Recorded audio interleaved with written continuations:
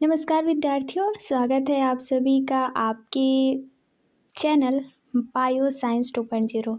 आज हम शुरू करने जा रहे हैं क्लास 11th बायोलॉजी की बहुत महत्वपूर्ण यूनिट यानी कि यूनिट 2, जिसमें हम क्लास 11th बायोलॉजी की बहुत ही महत्वपूर्ण इकाई है और ये पादप एवं प्राणियों में संरचनात्मक संगठन जो कि एनसीईआरटी की बुक से लाइन बाय लाइन पढ़ाई जाएगी। तो विद्यार्थियों, आपने पहले चैप्टर में जीव जगत की विविधता के बारे में पढ़ा था, लेकिन क्या आपने कभी सोचा है कि जो एक छोटा सा पौधा या एक बड़ा सा मानव शरीर अंदर में कैसे ऑर्गेनाइज होता है, यानी कि उसके ऑर्गेनाइजेशन कैसे होता है, बनता कैसे है वो, और कोशिका से लेके उतक या उतक अंग से पूरा शरीर कैसे बनता है। इसी महत्वपूर्ण कॉन्सेप्ट को हम चैप्टर में डिटेल में समझेंगे, वो भी बिल्कुल आसान भाषा में, यानी कि एनसीईआरटी की ये जो बुक है, एनसीईआरटी को हर लाइन का क्लियर एक्सप्लेनेशन। और हाँ, NEET exam point of view से, बिकॉज आपको पता है कि एनसीईआरटी से ही क्वेश्चन आने वाले हैं, यानी अगर आप देखो ना 90% एग्ज़ाम में एनसीईआरटी से ही क्वेश्चन बनेगा और यही लैंग्वेज रहेगा। तो आप इस बुक को जितनी बार रिवाइज करो और जितनी बार एक्सप्लेनेशन अच्छे से समझो, ये बहुत इम्पोर्टेंट है और आपके लिए बहुत ही लाभदायक होगा। तो इस वीडियो को पूरा देखें, क्योंकि मैं आपको एग्ज़ाम ओरिएंटेड कॉन्सेप्ट और इम्पोर्टेंट डायग्राम और एक्सपेक्टेड क्वेश्चन भी बताऊंगी। एक्सपेक्टेड क्वेश्चन फ्रेंड्स, जब हम एनसीईआरटी की पूरी बुक रीडिंग कर लेंगे तो हम एनसीईआरटी की जो एमसीक्यू है जो भी इस बुक से बनती है उसे हम अलग वीडियो में देखेंगे, ताकि जो भी हमारा कॉन्सेप्ट है पहले उसे क्लियर करें, फिर उसके बाद हम एमसीक्यू को सॉल्व करेंगे।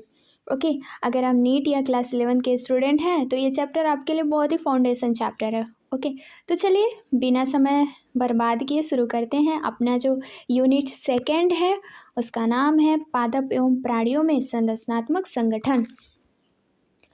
तो फ्रेंड्स, अब हम स्टार्ट करते हैं अपनी। तो फ्रेंड्स, आपको पता है कि इस अध्याय में हम यूनिट 2 में हम पढ़ने वाले हैं बॉटनी के ये 3 चैप्टर, ठीक है। और इसमें बॉटनी के साथ साथ जूलॉजी के भी चैप्टर हैं, जिसका नाम है प्राणियों में संरचनात्मक संगठन और पुष्पी पादपों का आकारिकी और पुष्पी पादपों का शारीरिक। तो मैं आपको बता दूं कि मैं जो हिंदी मीडियम की जो बॉटनी है और जूलॉजी है, ठीक है, जूलॉजी है, ये दोनों मैं अलग से प्लेलिस्ट बना दूंगी। आप वहाँ पे जाके बॉटनी का पार्ट पढ़ोगे और जूलॉजी का पार्ट अलग से आपको मिलेगा, तो ये दोनों आपको कंफ्यूज नहीं करेगा और मुझे लगता है कि ये सबसे बेहतर पॉइंट होगा। तो अब हम बात करते हैं एनसीईआरटी की लाइन की। पृथ्वी पर जीवन के विविध स्वरूप का वर्णन केवल अवलोकन के आधार पर किया गया है, जो कि पहले खुली आँखों से बिना किसी यांत्रिक मदद से था और बाद में आवर्धन लेंस और सूक्ष्मदर्शी यंत्र द्वारा किया गया। इस वर्णन में व्यापक तौर पर बाह्य और आंतरिक संरचनात्मक विशिष्टता को ध्यान में रखा गया। इसके अतिरिक्त अवलोकनीय और इंद्रिय गोचर यानी कि अवबोधक जीवन प्रतिभासों को भी वर्णन के एक भाग के रूप में आलेखित किया गया। अगर हम इस पूरे पॉइंट की बात करें तो इसमें कहा गया है कि पृथ्वी पर पाए जाने वाले जो विभिन्न प्रकार के जीव हैं, है ना, जीव हैं, उनका अध्ययन सबसे पहले केवल देखकर किया गया था, यानी कि आँखों से देख के किया गया था। यहाँ पे पॉइंट क्या है, आँखों से देख के किया गया था। उसके बाद शुरुआत में जो वैज्ञानिक थे उन्होंने, उनके पास कोई भी इंस्ट्रूमेंट नहीं था, मतलब उनके पास ऐसा कोई इंस्ट्रूमेंट था ही नहीं जिसके द्वारा वो जीवों को अपनी खुली आँखों से एब्जॉर्व कर पाए, है ना, देख पाए। लेकिन बाद में माइक्रोस्कोप और मैग्नीफिकेशन आवर्धन लेंस का आविष्कार हुआ, तब वैज्ञानिकों ने जीवों की छोटी छोटी संरचनाओं को भी डिटेल में देखना और समझना शुरू कर दिया। ठीक है, यहाँ तक समझ में आ गया। अब हम बात करते हैं प्रायोगिक जीव विज्ञान और विशिष्ट अस्पष्ट रूप में शरीर क्रिया विज्ञान या शरीर विज्ञान के पूर्वतः स्थापित होने से पहले प्राकृतिक विज्ञानियों के केवल जीव विज्ञान के एक हिस्से का वर्णन किया गया था। यह भी पर्याप्त समय तक जीव विज्ञान भी प्राकृतिक इतिहास के रूप में रहा। जैसा कि इसमें बता दिया गया है कि जो जीव विज्ञान है वो पहले किसके यानी प्रकृति पे डिपेंड करता था। जो इन्वायरमेंट में देखा जाता था उसे ही बता दिया जाता था कि ये जीव विज्ञान का हिस्सा है। लेकिन जो पर्याप्त समय जीव विज्ञान के प्राकृतिक के इतिहास के बारे में रहा, उसका जो विस्तृत वर्णन दृष्टि में यह वर्णन आश्चर्यपूर्वक था। हालांकि एक छात्र की प्रारंभिक प्रतिक्रिया में निरस किस्म की हो सकती है, लेकिन यह ध्यान में रखने की विस्तृत विवरण को बाद के दिनों में न्यूनकारी जैसे जीव विज्ञान द्वारा प्रयुक्त किया गया इसके योग्य था। अगर जो वैज्ञानिक का ध्यान जीव पराक्रम यानी लाइफ प्रोसेस पर जीवन के स्वरूप और संरचना से कहीं अधिक खींचा, यानी कि जब उन्होंने वैज्ञानिकों ने सोचा कि जो इस पृथ्वी पर जीव हैं उनका जो बॉडी है वो किसी ना किसी तो रूप में बना है, मतलब बॉडी में कुछ तो ऐसा है, ऐसे कंपोनेंट्स हैं जिनके बारे में हम अभी तक जानकारी हासिल नहीं कर पाए हैं, चाहे वो पौधे का हो या फिर जंतु का हो। इसका मतलब है कि वैज्ञानिकों ने जीवों की बाहरी संरचना जैसे आकार रंग बनावट और साथ साथ उनकी आंतरिक संरचना जैसे ऊतक अंग आदि पर भी अध्ययन किया। अगर हम इसके डिटेल में जाएं तो यह वर्णन शरीर विज्ञान विकासीय जीव विज्ञान के शोध प्रश्नों के संगठन में बहुत ही सार्थक और मददगार साबित हुए। इस इकाई के अनुगामी अध्ययनों में पादपों और प्राणियों यानी प्लांट और एनिमल के हम संरचनात्मक संगठन यानी उसके आकार रंग बनावट और साथ साथ उसकी आंतरिक संरचना जैसे ऊतक अंग आदि का अध्ययन किया। इसके अतिरिक्त जिसमें शरीर क्रिया वैज्ञानिक व्यवहारिक प्रत्याभासों और संरचनात्मक आधार भी शामिल होगा। सुविधा की दृष्टि में आकारिकी यानी मॉर्फोलॉजिकल स्ट्रक्चर जो है शारीरिक विशिष्टताओं का वर्णन पादपों और प्राणियों के लिए अलग अलग किया गया। तो आइए हम समझ लेते हैं इसका मतलब। इसके अतिरिक्त जो अवलोकनीय इंद्रिय गोचर है ना, यानी कि जीवन प्रक्रियाओं का वर्णन के एक भाग में शामिल होता है। जैसे आपने व्यवहारिक और संरचनात्मक आधार को शामिल किया कि वैज्ञानिकों ने केवल संरचना ही नहीं बल्कि जीवों की जीवन प्रक्रिया जिसमें आप देखोगे श्वसन है ना, श्वसन, फिर पाचन यानी डाइजेशन, फिर वृद्धि यानी ग्रोथ, ये सभी चीज़ें और रिप्रोडक्शन, ये सभी चीज़ों का अध्ययन किया है ना। अब हम बात करते हैं नेक्स्ट पॉइंट की। नेक्स्ट पॉइंट हमारे एक वैज्ञानिक हैं जिनका नाम है कैथेराइन एसॉ।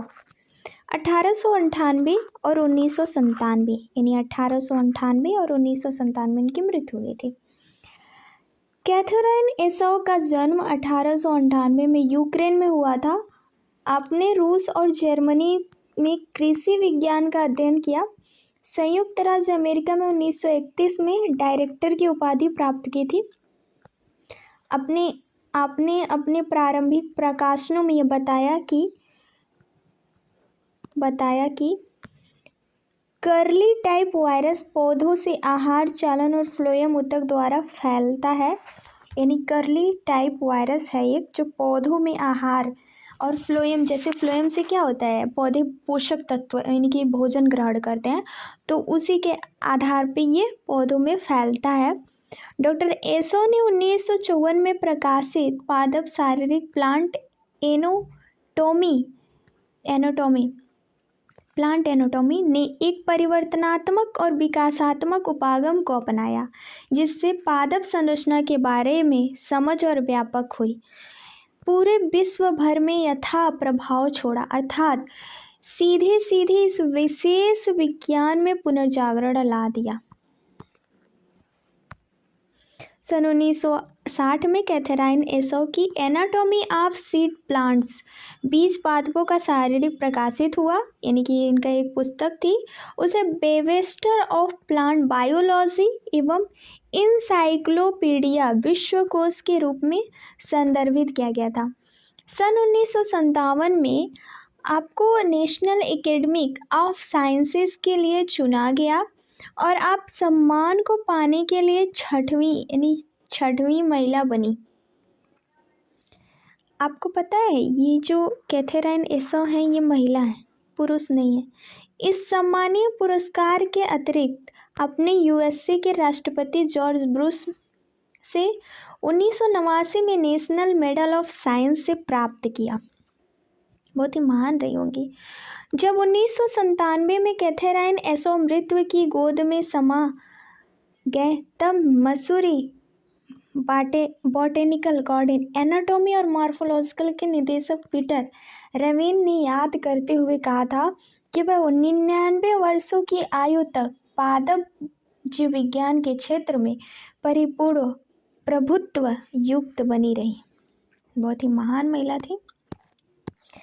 अब हम इस अध्याय की बात करते हैं। अध्याय हमारा है 5वां। अब हमारा जो अध्याय है पुष्पी पादपों की आकारिकी, तो ये बॉटनी का पार्ट है जिसमें हम मूल, तना, पत्ती, पुष्पक्रम, पुष्प, फल, बीज और कुछ प्रारूपी पुष्प पादपों का अर्ध तकनीकी विवरण अध्ययन करेंगे। तो इसमें पहली लाइन है यज्ञ एंजियोस्पर्म की आकारिकी यानी मॉर्फोलॉजी अथवा बाह्य संरचना में बहुत विविधता पाई गई। तो इसका मतलब ये है विद्यार्थियों कि एंजियोस्पर्म यानी पुष्पी पादपों की जो बाहरी संरचना में बहुत अधिक विविधता पाई जाती है, मतलब अलग अलग पौधों का आकार, रूप और बनावट अलग अलग होता है। फिर इन उच्च पादपों का विशाल समूह हमें और आकर्षित करता है, यानी इतनी विविधता होने के बावजूद इन सभी पुष्पी पौधों में कुछ समान विशेषताएं होती हैं जिनके आधार पर उन्हें एक समूह के रूप में पहचाना जा सकता है। इन उच्च पादपों में मूल, स्तंभ, पत्तियां, पुष्प और फलों की उपस्थिति इनका मुख्य अभिलक्षण है ना। इस अध्याय में यानी अध्याय 2 और 3 में हमने पौधों के वर्गीकरण के विषय में अध्ययन किया। मैंने वीडियो पहले ही बना लिया है, आप डिस्क्रिप्शन बॉक्स में लिंक दे दी जाएगी, आप देख लीजिएगा। जो आकारिकी यानी मॉर्फोलॉजिकल अन्य अभिलक्षणों पर आधारित थे, वर्गीकरण तथा उच्च पादपों को भली भांति समझने के लिए अथवा सभी जीवों के लिए हमें संबंधित मानव वैज्ञानिक शब्दावली, मानक परिभाषा के ज्ञान की आवश्यकता होती है। हमें विभिन्न पादप की विविधता जो पौधों में पर्यावरण के अनुकूल का परिणाम है, जैसे विभिन्न आवासों के प्रति अनुकूल संरक्षण, चढ़ना, संचयन आदि के विषय में भी ज्ञान प्राप्त करने की आवश्यकता होती है। तो इसमें ये बताया गया है कि जो हमने पिछली कक्षाओं में हमने पौधों के वर्गीकरण के बारे में पढ़ा था, जो उनकी संरचना विशेषताओं के आधार पर, इसका मतलब है कि पौधों को सही तरीके से समझने और पहचानने के लिए उनके भागों और स्टैंडर्ड यानी इसके स्टैंडर्ड का ज्ञान होना चाहिए, है ना। पहले तो हम उनके यही स्टैंडर्ड है उसका। अगर आप किसी पुष्पी पादप को ज़मीन से निकाल लेते हो तो उसका क्या देखोगे? तना देखोगे, है ना, जड़ देखोगे और पत्तियां देखोगे, है ना, देखोगे ना। तो उसमें यही बताया गया है कि आप विभिन्न अनुकूलन देखते हो, उसके विभिन्न प्रकार के आवासों को देखते हो। फिर अगर कई पौधों में फूल और फल भी मौजूद होते हैं जो उनकी प्रजनन प्रक्रिया में मदद करते हैं। यदि आप किसी खरपतवार को उखाड़े तो आप देखोगे कि उन सभी में मूल तना पत्तियां हैं जिनमें फूल और फल भी लगे होते हैं। पुष्पीय पादप का भूमिगत भाग मूल तंत्र जबकि ऊपरी भाग प्रोह तंत्र होता है ना। अब हम बात करते हैं मूल तंत्र के बारे में। तो अधिकांश द्विबीजपत्री डाइकोटिलेडोन्स पादपों में मूलांकर क्या होता है, आप इसको सरल भाषा में जड़ को समझ लो, यानी रूट के बारे में बोल रहा है ये। रूट यानी कि जो आपके द्विबीजपत्री हैं, यानी डाइकोटिलेडोन्स, इसको इंग्लिश में हम कहेंगे डाइकोटिलेडोन, है ना, डाइकोटिलेडोन। तो इसका जो प्रकार है, कह रहा है कि अधिकांश द्विबीजपत्री पादपों में मूलांकर के लंबे होने में प्राथमिक मूल बनती है जो मिट्टी में उगती है, उसमें पार्श्वी मूल होती है जिन्हें द्वितीय और तृतीय मूल कहते हैं। प्राथमिक मूल तथा उनकी शाखाएं मिलकर मूसला तंत्र बनाती हैं। उदाहरण सरसों का पौधा, आप सरसों का पौधा लो, है ना। एक बीजपत्री पौधों में प्राथमिक मूल अल्पायु होती है और उसके स्थान पर अनेक मूल निकल जाती है। ये तने के आधार पर निकलती है, जैसे इस फिगर में दिया गया है। इन्हें झकड़ा मूल तंत्र कहते हैं। उनका उदाहरण गेहूं का पौधा, इस समय गेहूं के प्लांट आप देखो खेत में तो वो उस तरीके से लहराती हुई दिखेंगी, है ना, लहराते हुए दिखेंगे। तो आप जब उसकी जड़ों में जाओगे तो वो जड़ इस तरीके से दिखाई देगा। तो कुछ पौधों में जैसे घास और बरगद में मूलांकर की बजाय पौधे के अन्य भाग में निकलती है, उन्हें अपस्थनिक मूल कहते हैं। जब आप बरगद के पेड़ को देखोगे ना तो आप देखोगे बरगद के पेड़ से कुछ इस तरह से लड़ियाँ निकली रहती हैं, लड़ी, और फिर उसके बाद उस बरगद का जो जड़ होता है वो बहुत दूर दूर तक फैला रहता है इस तरीके से, तो उसे अपस्थानिक मूल कहते हैं।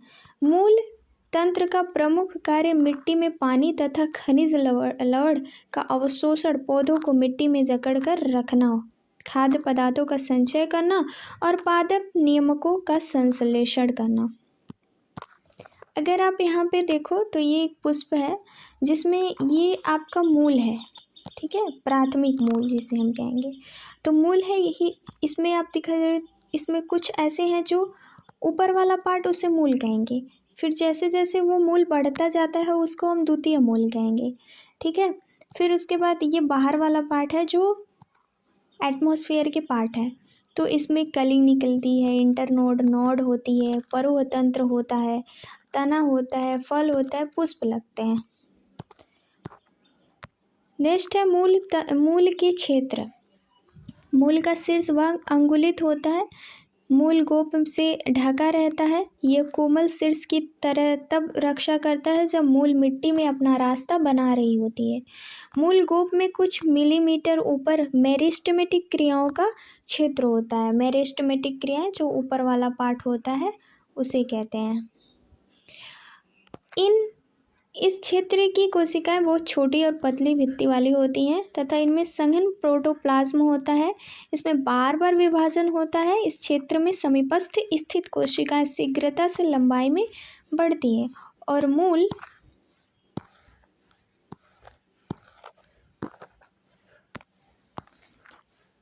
की लंबाई बढ़ती है, जैसे इस फिगर में दिखा रहा है। ये मूल शीर्ष के क्षेत्र हैं जहाँ मूल बढ़ रहा है। क्या हो रहा है? बढ़ रहा है। तो आप इसमें देखो परिपक्वन क्षेत्र है, फिर मूल रोम नीचे वाला पार्ट, फिर दीर्घकरण क्षेत्र जिसमें मेरिस्टेमेटिक सक्रिय क्षेत्र आता है, मूल गोप कहते हैं इसको। ये वाला पार्ट मूल गोप होता है। ये माइक्रोस्कोप से लिया गया चित्र है। इस क्षेत्र को दीर्घकरीकरण क्षेत्र कहते हैं। दीर्घकरी इसको क्या कहते हैं? इस वाले पार्ट को दीर्घीकरण क्षेत्र के समीप स्थित क्षेत्र को परिपक्व क्षेत्र कहते हैं। इस क्षेत्र में बहुत पतली तथा कोमल धागे की तरह संरचनाएं निकली होती हैं, जिन्हें मूल रोम कहते हैं, और ये मूल रोम मिट्टी में पानी तथा खनिज लवणों का अवशोषण करती हैं। अब बात करते हैं हम तने की। ये है पौधे का, पत्ते का तना, जिसमें ऐसा कौन सा अभिलक्षण है जो तने तथा मूल में विभेद स्थापित करते हैं? आप बता सकते हैं?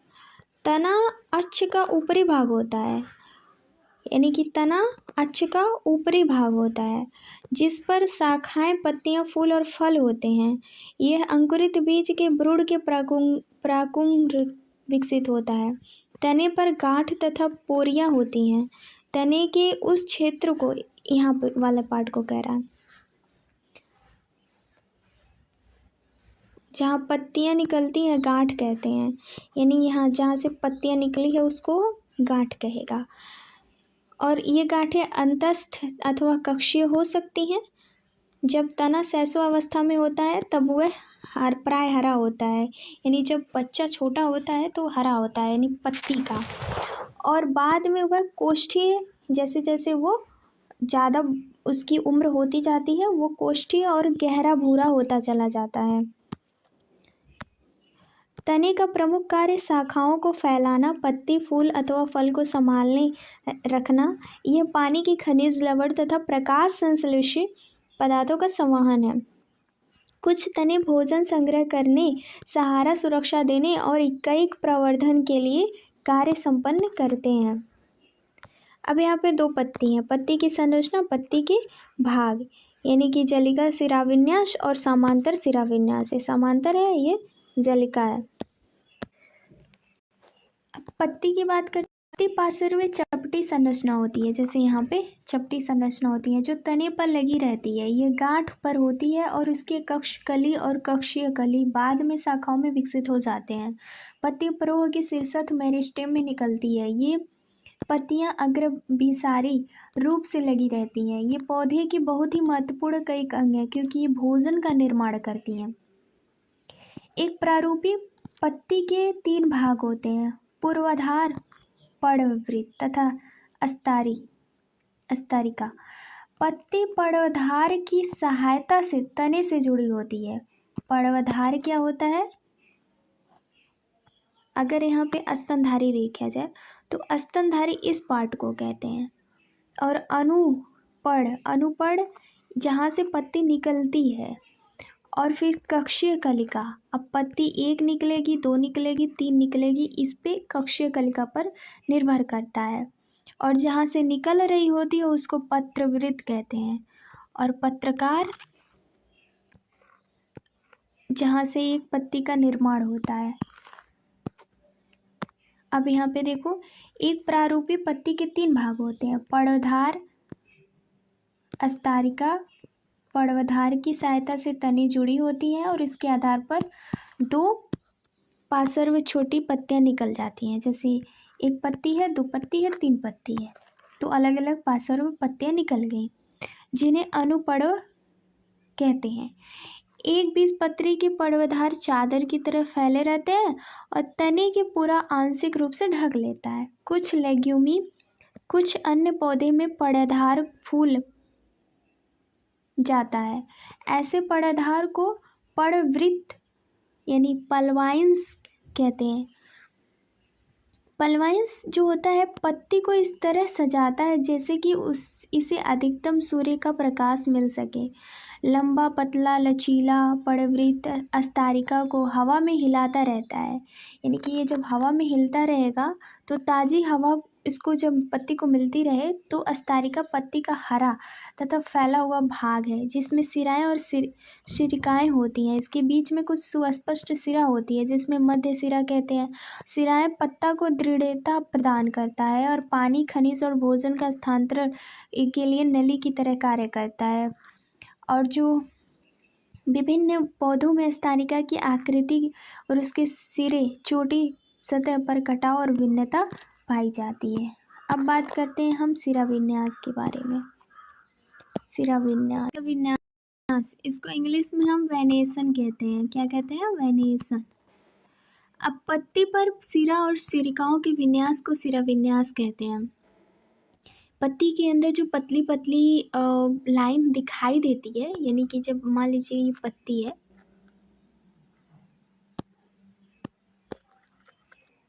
पत्ती अगर मान लीजिए ये पत्ती है ना, अब इसमें पतली पतली ऐसे सिराएं दिखाई देती हैं पत्ती के अंदर ना, तो इसी को हम सिरा विन्यास कहते हैं। इन सिराओं पर सिरिकाओं की अरेंजमेंट यानी इसकी व्यवस्था ही सिरा विन्यास होता है। और जब सिरिकाएं अस्तारिका पर एक जाल सा बनाती हैं तब उन्हें जलिका सिरा विन्यास कहते हैं। यानी कि जब पत्ती की सिरिकाओं आपस में मिलकर एक जाल बनाते हैं, यानी कि ये क्या करेंगे, जाल बना देगा, तो उसे हम नेटवर्क कहते हैं, जाल। यह अधिकतर द्विबीजपत्री में पाया जाता है, जैसे आम में पाया जाता है और गुलाब में पाया जाता है। नेक्स्ट है हमारा पत्ती के प्रकार।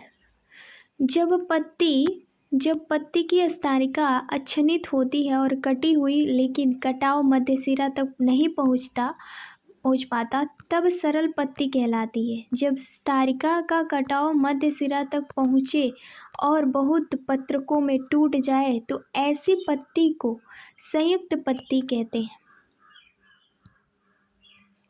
यानी जब एक ही भाग की बनी पत्ती होती है, उसका जो कटाव मध्य सिरा पर होता है, जैसे यहाँ पे मध्य सिरा पे, तो ऐसी पत्ती को सरल पत्ती कहते हैं।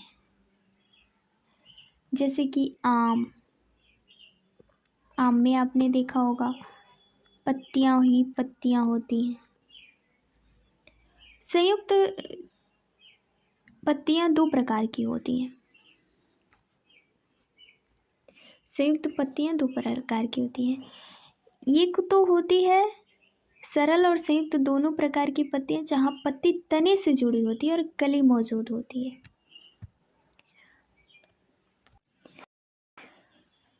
यहाँ पे आप देख सकते हैं हस्तांकर संयुक्त पत्तियों में पात्रक एक ही बिंदु अर्थात पड़वृत्त की चोटी से जुड़े रहते हैं, जैसे सिल्क कॉटन ब्रिच। अगर इसमें बात करें जो हस्तांचर है, यानी कि इस प्रकार की जो पत्ती होती है सभी पात्रक एक ही पॉइंट से जुड़े होते हैं और हाथ की उंगली की जगह से जुड़ी होती है। इसका उदाहरण सिल्क कॉटन का पौधा है,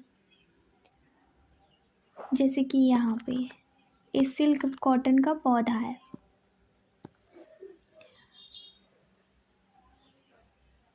नेक्स्ट हमारा पर्व विन्यास आता है। तने तथा शाखा और पत्तियों के विन्यस्त रहने के पर्व विन्यास कहते हैं और यह प्राय 3 प्रकार के होते हैं, एकांतर, सम्मुख और चक्करदार। एकांतर प्रकार के पर्व विन्यास एक अगली पत्ती प्रत्येक गांठ और एकांतर रूप से लगी रहती है। एकांतर जिस तरह गुड़हल का है, इसे एकांतर, और सम्मुख अमरूद की पत्ती को, और चक्करदार चंपा की पत्तियों को। तो यहाँ पे उदाहरण गुड़हल, सरसों, सूर्यमुखी। सम्मुख प्रकार के पर्व विन्यास में प्रत्येक गांठ पर एक जोड़ी पत्ती निकलती है और दूसरे पर सम्मुख होती है। उदाहरण कैलो, ट्रॉपिक, आंख और अमरूद। यदि एक ही गांठ में 2 अधिक पत्तियां निकलती हैं और वे उनके चारों ओर सर्कल सा बनती हैं तो उसको चक्करदार पर्व विन्यास कहते हैं, जैसे एल्स्टोनिया, डेविल ट्री। नेक्स्ट है हमारा पॉइंट पुष्पक्रम यानी फ्लावरिंग। अब यहाँ पे फूल एक रूपांतरित प्रोह है, जहाँ पर प्रोह का शीर्ष मेरिस्टेमेटिक पुष्पी मेरिस्टेमेटिक परिवर्तन हो जाता है। पोरियां लंबाई में नहीं बढ़ती और अक्ष दबकर रह जाती है। गांठों पर अनुक्रम पत्तियां की बजाय पुष्प उपांग निकलते हैं, जैसे यहाँ पे आपको इस फूल पुष्प में दिख रहा होगा। जब परोह शीर्ष फूल में परिवर्तित होता है तब सदैव अकेला होता है। पुष्पीय अक्ष पर फूलों के लगने के क्रम को पुष्पक्रम कहते हैं। जहाँ पे भी पुष्प लगता है उसको हम पुष्पीक्रम कहते हैं। शीर्ष का फूल में परिवर्तन होना अथवा सतत रूप से वृद्धि करने के आधार पर पुष्पक्रम दो प्रकार के असीमाक्षी और समीमाक्षी में बंट जाता है। असीमाक्षी क्या होती है? जैसे कि इस फिगर में असीमाक्षी है तो प्रकार के पुष्पक्रम के प्रमुख अक्ष में सतह वृद्धि होती रहती है और फूल पार्श्व और अग्रभिसारी क्रम में लगे रहते हैं। क्योंकि इसमें आपको एक पत्ती तो दिख नहीं रहा है, एक फूल का तो पॉइंट दिख नहीं रहा है, बहुत सारा है इसमें, तो इसे हम असीमाक्षी कहते हैं। समीमाक्षी पुष्पक्रम प्रमुख अक्ष के शीर्ष पर फूल लगता है, इसलिए इसमें सीमित वृद्धि होती है। फूल तलाभिसारी क्रम में लगे रहते हैं, जैसे कि यहाँ पे दिखाया गया है। आप यहाँ पे देख सकते हो कि ये ससीमाक्षी पुष्पक्रम है और ये बहुत ही सरल वेव से में है। अब बात करते हैं पुष्प, फ्लावर। एंजियोस्पर्म में पुष्प फूल एक बहुत ही महत्वपूर्ण ध्यानकर्षी रचना है और यह रूपांतरित परो है जो लैंगिक जनन के लिए होता है। और एक प्रारूपी फूल विभिन्न प्रकार के विन्यास होते हैं जो क्रमानुसार फूले हुए पुष्पवृत्त जिसे पुष्पासन कहते हैं पर लगे होते हैं और इसे कैलिक्स, करोला और पुमंग और जयांग कहते हैं। तो आपने अभी जब आप क्लास 12th में जाओगे और क्लास 12th की एनसीईआरटी पढ़ोगे तो उसमें पुमंग दिया हुआ है ना, पुष्पी पादप और पुमंग। तो वहाँ पे कुछ क्लोरेला वाले पार्ट भी दिए हुए हैं। अगर हम इसमें बात करें तो आप देखोगे कि ये कैलिक्स है। ये क्या है? कैलिक्स है। ये डंठल है इसका। इस वाले पार्ट में अंडाशय होता है स्त्री केसर का, तो स्त्री केसर का पार्ट यहाँ है और फिर यहाँ पे पुमंग, यहाँ पुमंग मेल वाला पार्ट जिसे हम लघु विजाणुधानी कहते हैं, तो यहाँ पे आएगा और पुमंग के साथ पूतंतु भी होगा और यहाँ जो जयांग होगा इसे हम कोरेला कहेंगे, कोरेला, और हम इसे डिटेल में क्लास 12th में पढ़ेंगे। कोरेला जो होता है, कैलिक्स और कोरेला सहायक अंग होते हैं, जैसे कि ये वाला कोरेला है और एक कैलिक्स है, जबकि पुमंग और जयांग लैंगिक अंग होते हैं। पुमंग, यहाँ पे पुमंग है मेल है और यहाँ पे फीमेल है। कुछ फूल जैसे प्याज में कैलिक्स और कोलेरा कोई अंतर नहीं होता। इन्हें परिदल पुंज यानी पेरिएंथ कहते हैं। फूल में पुंकेसर और पुमंग दोनों ही होते हैं। जब उन्हें द्विलिंगी अथवा उभयलिंगी कहते हैं, तो यदि किसी फूल में केवल पुंकेसर और अंडक हो तो उन्हें एक लिंगी कहते हैं। नेक्स्ट है हमारा समिमिति में फूल त्रिज्य समिमिति नियमित होता है। एक व्यास समिमित यानी द्विपार्श्वी हो सकते हैं। जब किसी फूल में दो बार भागों में विभक्त किया जा सके उसे हम त्रिसमिमिति कहते हैं। इसके जैसे सरसों है, धतूरा है, मिर्च है। लेकिन जब फूल को केवल एक विशेष ऊर्ध्वाधर समतल में दो समान भागों में विभक्त किया जाए तो उसे एक समिमित कहते हैं। जैसे मटर है, गुलमोहर है, सेम है, केसिया है। जब कोई फूल बीच में किसी ऊर्ध्वाधर समतल में दो समान भागों में विभक्त ना हो सके तो उसे असमिमित कहते हैं और अनियमित रहते हैं, जैसे केना। एक पुष्प तृतीय यानी 3 और 4 पंच यानी 5 हो सकता है यदि उसमें उसके उपांगों की संख्या 3 या 4 या 5 की गुणन हो सकती है।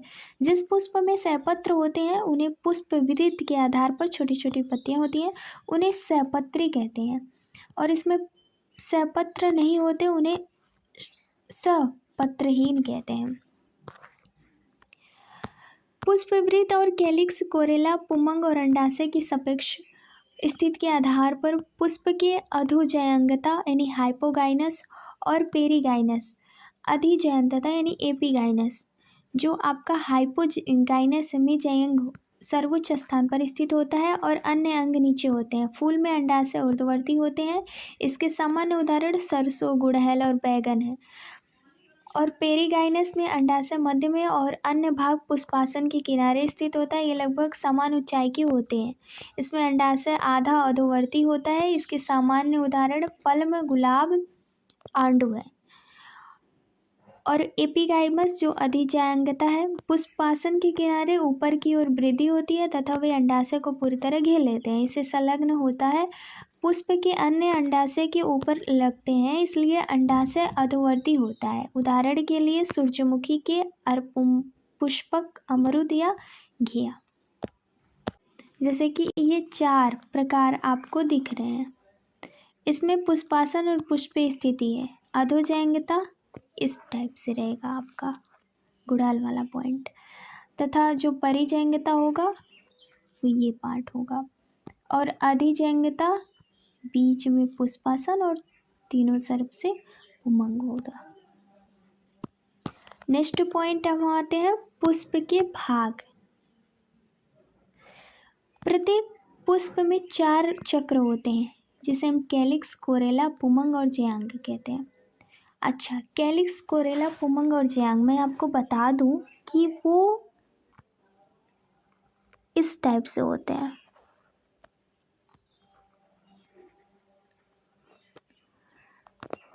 जैसे कि ये कोई पुष्प है,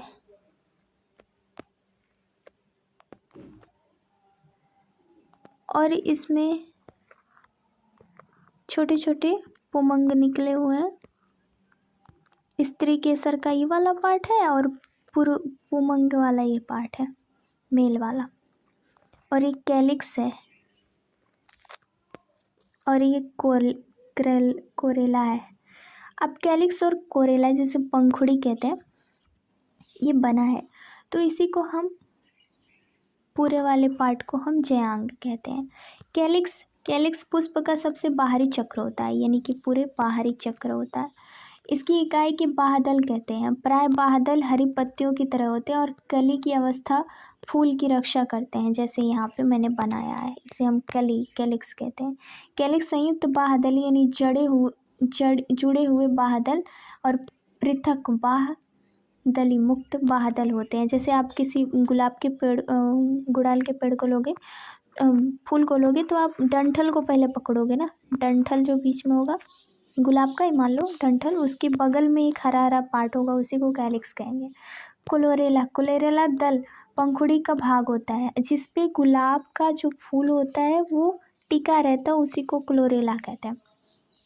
दल प्राय चमकीले, रंगदार और परागण के कीटों का अपनी ओर आकर्षित करते हैं। कैलिक्स की तरह कोलोरेला भी संयुक्त दली और पुष्प पृथक दलीय हो सकता है। पौधों में क्लोरेला की आकृति, रंग भिन्न भिन्न होती है। यहाँ पर आकृति का संबंध नलिकादार, घंटाकार, कीप और आकार का चक्रण हो सकता है।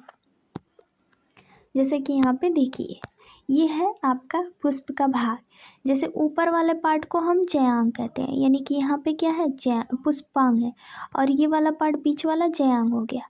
क्लोरेला जिसपे ये पुष्प है तो क्लोरेला हो गया। कैलिक्स जो पार्ट ये हरा वाला निकला हुआ है, पुष्पक्रम जो डंठल होती है उसे कहते हैं, पुष्पावृत कहते हैं, है ना। कैलिक्स, क्लोरेला, पुमंग और जयांग। नेक्स्ट वाला पार्ट है हमारा पुष्पदल विन्यास। पुष्पकली में उसी चक्र की अन्य इकाइयाँ सपिच बाह्यदल अथवा दल के लगे रहने के क्रम को पुष्पदल तथा विन्यास कहते हैं। पुष्पदल और विन्यास के प्रमुख प्रकार कोर स्पर्शी यानी व्यवर्तित कोर रक्षी वैगजेलरी होते हैं। जब चक्र के बादल अथवा दल एक दूसरे के किनारे केवल स्पर्श करते हैं तो उसे कोर स्पर्शी कहते हैं। कोलेट्रोपिक्स इसका उदाहरण है। यदि किसी दल अथवा बाह्यदल का किनारा अगले दल या दूसरे, तीसरे अथवा अधिव्याप्त हो तो उसे व्यवतीत कहते हैं। इसके उदाहरण के लिए गुड़हल, भिंडी, कपास। यदि बाह्यदल अथवा दल पुंज यानी कि दल दूसरे व्यवथित हो तो उसकी व्यवस्था कोई दिशा नहीं होती। इस प्रकार की स्थिति कोर छादी कहते हैं। उदाहरण के लिए केसिया, गुलमोहर, मटर, सेम 5 दल होते हैं, जिसमें सबसे बड़ा मानक 2 पार्श्वी पंख और 2 सबसे छोटे अग्र अतिव्यापी होते हैं। इस प्रकार के पुष्पदल विन्यास को वैक्सिलरी अथवा पैपिलियोनिसियस कहते हैं। जैसे कि यहाँ पे आपको दिख रहा होगा, कोरस्पर्शी है और फिर उसके बाद व्यवर्तित है और कोरछादी है और वैलेक्जेरी है। तो ये उसका फिगर है चारों। अब बात करते हैं पुमंग के बारे में। पुमंग के पुंकेसरों से मिलकर बना होता है। प्रत्येक पुंकेसर जो फूल के नर जननांग से होते हैं, है ना, गाइनोसियम में। यहाँ पे एक तंतु एक परागकोश होता है। प्रत्येक परागकोश प्राय द्विपलक होता है और प्रत्येक पाली में 2 कोष्ठक परागकोश होते हैं। परागकोश में परागग्रहण होते हैं। बद्ध पुंकेसर जनन करने में असमर्थ होते हैं और यह स्टेनिनॉइड कहलाते हैं। पुंकेसर फूल के अन्य भागों में दल अथवा आपस में जुड़े हो सकते हैं और जब पुंकेसर दल में जुड़े होते हैं तो दल लग्न यानी एपिटेलस कहते हैं। जैसे बैगन में यदि वे परिदल जुड़े होते हैं तो उन्हें परिदल यानी एपीफिलस कहते हैं। जैसे लिली में एपिटेलस, बैगन में एपीफिलस, लिली में। फूल में पुंकेसर बहुपुंकेसर अथवा जुड़े हो सकते हैं। पुंकेसर एक गुच्छे अथवा बंडल यानी कि एक संगी जैसे गुड़हल में होते हैं। 2 बंडल में द्विसंगी जैसे मटर में होते हैं, हो सकते हैं 2 से अधिक भी हो सकते हैं जिसमें सिट्रस में होते हैं। उसी फूल को तंतु लंबाई में विभिन्नता हो सकती है जैसे सैल्विया अथवा सरसों में। अब बात करते हैं फ्रेंड हम ज्यांग के बारे में। ज्यांग हमारा पार्ट है। ज्यांग फूल के मादा जनांग अंग होते हैं। इसे हम स्त्री केसर भी वाला पार्ट कहेंगे क्योंकि ये एक यानी कि एक अथवा अधिक अंडप मिलकर, अंडप के 3 भाग होते हैं, वर्तिका, वर्तिकाग्र और अंडाशय। क्योंकि अंडाशय का आधारी भाग फूला हुआ होता है, इस प्रकार लंबी नली होती है जिसे वर्तिका कहते हैं। वर्तिका अंडाशय को वर्तिकाग्र से जोड़ती है और वर्तिकाग्र वर्तिका को चोटी पर होती है और परागरण को ग्रहण करती है। प्रत्येक अंडाशय में अथवा अधिक बीजांड होते हैं जो चपटे गुद्देदार बीजांडसन से जुड़े होते हैं। जब एक से अधिक अंड होते हैं तो पृथक मुक्त हो जाते हैं जैसे कि गुलाब और कमल। एपोकार्पस होते हैं। जब अंडक जुड़े होते हैं तो मटर और टमाटर उन्हें सीन कार्पस कहते हैं। निषेचन के बाद बीजांड बीज और अंडाशय फल में बन जाते हैं। बीजांडशय न्यूक्लियस। अंडाशय में बीजांड के लगे रहने का क्रम बीजांडशय यानी प्लेसेंटेशन कहते हैं। और जो बीजांडशय सीमांत स्तंभीय, भित्तीय, आधारी, केंद्रीय तथा मुक्त स्तंभीय प्रकार का होता है। तो सीमांत में बीजांडसन अंडाशय के आधार पर सीवन के साथ साथ कटक बनता है और बीजांड कटक स्थित होता है जो 2 कतारें बनाती हैं। जबकि मटर, जब बीजांडसन अच्छी होता है और बीजांड बहुकोष्ठीय अंडाशय में लगे होते हैं तो बीजांडशय को स्तंभीय कहते हैं। इसका उदाहरण गुड़हल, टमाटर, नींबू। वित्तीय बीजांडशय में बीजांड अंडाशय की भित्ति अथवा परिधीय भाग में लगे रहते हैं। अंडाशय एक कोष्ठक होता है लेकिन आभासी पट बनाने के कारण 2 कोष्ठक में विभक्त हो जाता है। इसके उदाहरण के लिए क्रूसीफर, सरसों तथा अर्जेमोन। जब बीजांड केंद्रीय कक्ष में होते हैं और पुष्पपुटीय नहीं होते हैं तो डायथस और प्रीमरोज। इस प्रकार के बीजांडशय को मुक्त स्तंभीय कहते हैं। आधारी बीजांडशय में बीजांडसन अंडाशय के आधार पर होता है और उसमें केवल एक बीजांड होता है, उदाहरण के लिए सूरजमुखी और गेंदा। बात करते हैं हम फलों के बारे में। तो जब पुष्पी पादपों का एक प्रमुख अभिलक्षण एक परिपक्व अंडाशय होता है तो निषेचन के बाद विकसित होता है। यदि फल बिना निषेचन के विकसित हो तो उसे अनिषेकी यानी पार्थेनोकार्प कहते हैं। फल में एक भित्ति अथवा फल भित्ति बीज होते हैं। फल भित्ति शुष्क अथवा गुद्देदार हो सकती हैं। जब भित्ति मोटी और गुद्देदार हो तब उसमें बाहरी भित्ति होती है और बाह्यफल भित्ति कहते हैं। इसके मध्य में मध्य फल भित्ति और भीतरी में अंतः फल भित्ति कहते हैं। आम और नारियल में फल के प्रकार को अरिष्ट यानी डूब कहते हैं, यानी कि नारियल में डूब पाया जाता है और ये एकांडपी ऊर्ध्ववर्ती अंडाशय से विकसित होता है। इसमें एक बीज होता है। आम में फल भित्ति, बाह्यफल भित्ति गुद्देदार, खाने योग्य मध्यफल भित्ति और भीतरी कठोर पथरीली अंतःफल भित्ति के सुस्पष्ट रूप से विभेदित होती है। नारियल मध्यस्थ भित्ति यानी क्या है, तंतुमय होती है। अब बात करते हैं बीज के बारे में। तो बीज क्या है हमारा? निषेचन के बाद बीजांड के बीज बन जाते हैं। बीज में प्राय बीजांड आवरण यानी भ्रूण होता है। भ्रूण में एक मूलांकर या भ्रूणी अंश, एक गेहूं, मक्का या 2 चना मटर बीज पत्र होते हैं। द्विबीजपत्री बीज की संरचना, जैसे कि यहाँ पे द्विबीजपत्री बीज की संरचना है। अब ये गेहूं है, गेहूं के द्विबीजपत्री बीज की संरचना होती है, जिसमें आपको एंडोस्पर्म देखने को मिलेगा। ये भी द्विबीजपत्री, एक बीजपत्र है, दूसरा प्रांकुर है। अब बीज की बाहरी परत को बीजांड आवरण कहते हैं, यानी कि जो बाहर वाला परत है इसको बीजा आवरण कहते हैं। बीजा आवरण की 2 सतह होती हैं, बाहरी को बीजचोल और भीतरी तथा को स्टेगमेन कहते हैं। और बीज पर एक अक्षत चिन्ह की तरह ऊर्ध्व होता है, इसके द्वारा बीज से जुड़ा होता है, इसके नाभिक कहते हैं। और प्रत्येक बीज में नाभिक के ऊपर छिद्र होता है, बीजांड द्वार कहते हैं। बीजांड आवरण हटाने के बाद आप बीज पत्रों के बीच भ्रूण को देख सकते हैं, है ना, भ्रूण को देख सकते हैं। भ्रूण में एक भ्रूणीय अक्ष और 2 गुद्देदार बीज पत्र होते हैं। बीज पत्रों में भोज्य पदार्थ संचित रहता है। अक्ष के निचले नुकीले भाग को मूलांकुर अथवा पत्तीदार भाग को प्रांकुर कहते हैं। भ्रूणपोष भोजन संग्रह करने और ऊतक जो निषेचन द्वारा परिणाम स्वरूप बनते हैं, जैसे चना, सेम, मटर, और भ्रूणपोष पतला होता है, इसलिए ये अभ्रूणपोष, जबकि अरंड में एक गुद्देदार होता है, भ्रूणपोषी। एक बीजपत्री की संरचना की बात करें तो यहाँ पे आपको एक बीजपत्री देखने को मिलेगा।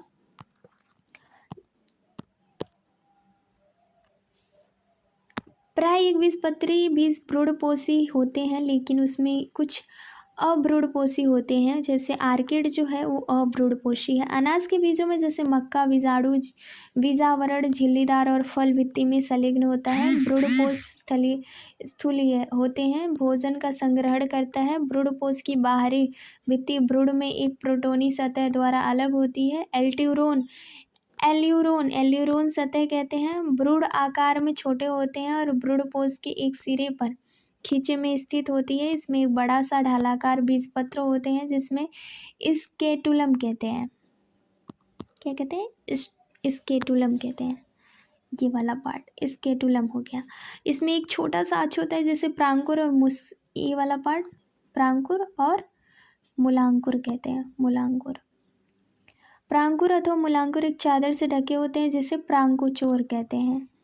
ये प्रांकुचोर है ना।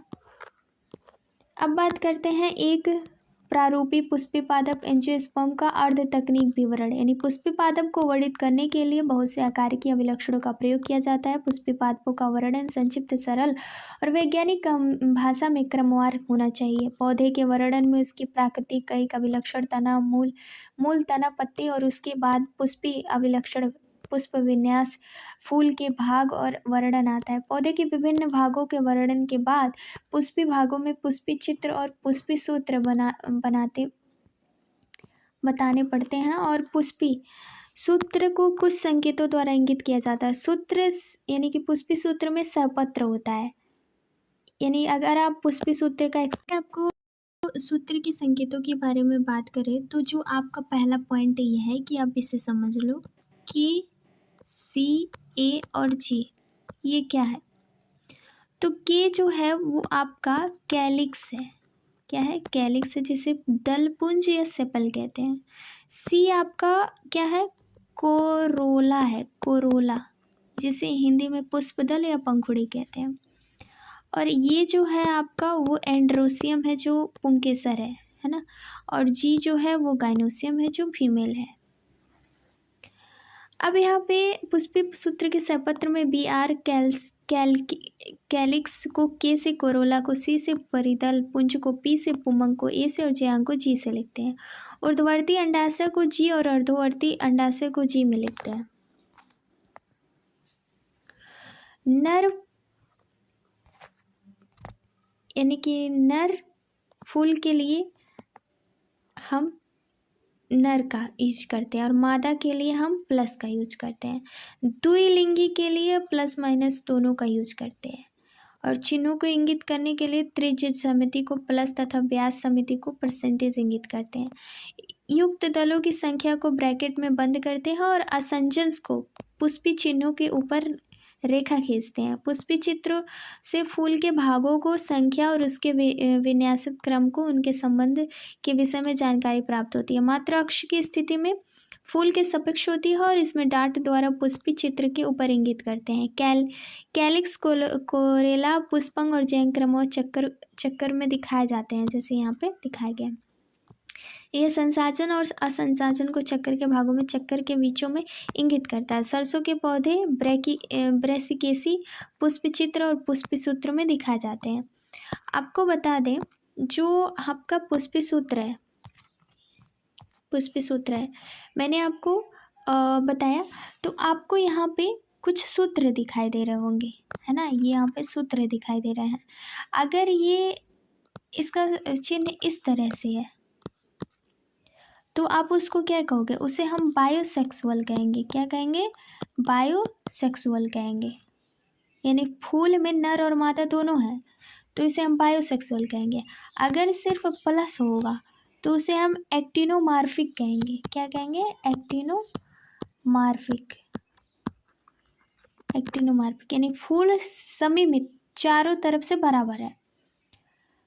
तो अब हम बात करते हैं कि K5, अगर मान लीजिए कोई मैं सूत्र लेती हूँ इस टाइप से,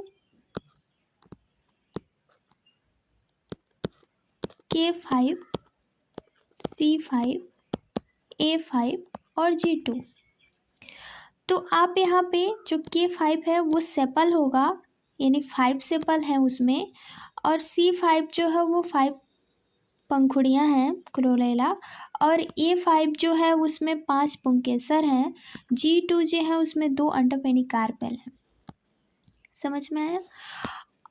क्योंकि जो आपका परिवार है इसमें ब्रेसिकेसी दिया हुआ है, इस कुल में कुल 5 की संख्या में होते हैं, तो यहाँ पे हम 4 की संख्या में देखें। अगर जी के लाइन है तो मतलब अंडा से ऊपरी सुपेरियर ओवरी है। अगर जी के ऊपर लाइन होती है तो अंडा से निचली होती है। अब हम बात करते हैं सोलेनेसी। ये एक बड़ा कुल है, प्राय आलू कुल भी कहते हैं। उष्णकटिबंधीय, उपोष्ण और शीतोष्ण में फैले होते हैं, जैसे कि यहाँ पे फिगर में दिया गया है।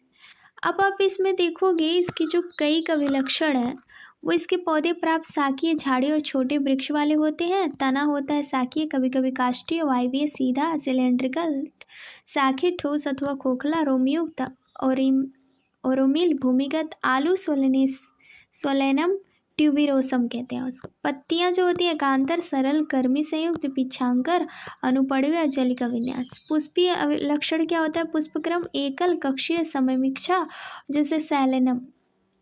पुष्प उभयलिंगी, त्रिसममिति होती है। कैलकिस जो होती है 5 बादल होता है, संयुक्त दीर्घस्थली होती है, कोर स्पर्शी पुष्पदल पुन्यास होती है। कोरेला 5 दल संयुग्मी, कोर स्पर्शी पुष्पदल विन्यास। पुमंग 5 पुंकेसर है, हमने 5 वाला डिफिनीशन देखा था। जयांग जो है द्विअंडपी होता है, युक्तांडपी, तिरछी अंडाशय, ऊर्ध्ववर्ती, कोष्ठीय, बीजांडसन फूला हुआ जिसमें बहुत से बीजांड होते हैं।